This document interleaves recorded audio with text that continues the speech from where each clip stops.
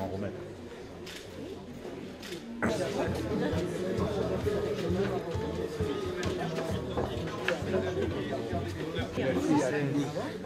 Bonjour.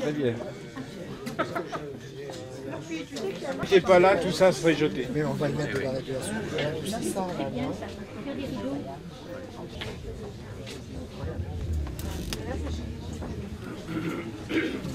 Je suis très heureux de participer à cet agrandissement de cette communauté ici à Aurillac. Agrandissement qui correspond, je crois, à une demande accrue et à un besoin de la population locale.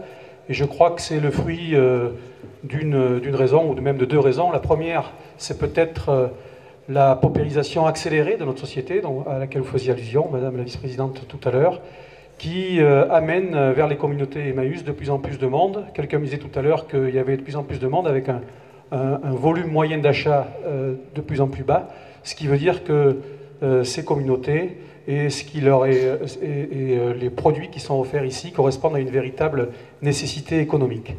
La deuxième raison peut-être que je vois, c'est qu'il y a aussi, et ça c'est plutôt positif, une évolution des comportements d'une population, qu'elle soit donatrice ou acheteuse, qui considère que essayer de moins jeter est une nécessité. Quand on pense que tout ce qui est ici sans Emmaüs serait jeté, on se rend compte que c'est très important, et qui pense aussi que les objets peuvent avoir une deuxième vie, à condition qu'ils soient bien présentés et qu'ils soient agréables avec une nécessité. Je voudrais simplement, en terminant, saluer Emmaüs France, pour savoir garder au fil des années l'objectif premier, c'est-à-dire d'accueillir de manière inconditionnelle, ça c'est quand même extraordinaire, tous ceux que la vie a certainement pu briser à un certain moment de leur existence, en leur donnant une deuxième chance et en essayant de faire de l'insertion sociale et professionnelle un objectif. Et je crois que là, c'est une mission tout à fait extraordinaire.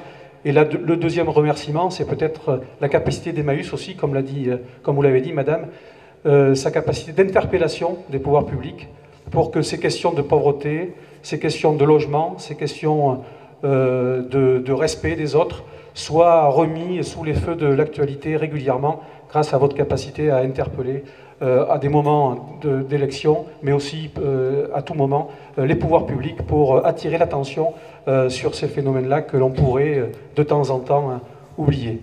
Et merci donc à la communauté du Cantal et d'Aurillac de savoir décliner ces valeurs essentielles du respect des autres, de l'accueil des plus démunis, de savoir les décliner au niveau du département et au niveau de la ville d'Aurillac. Merci.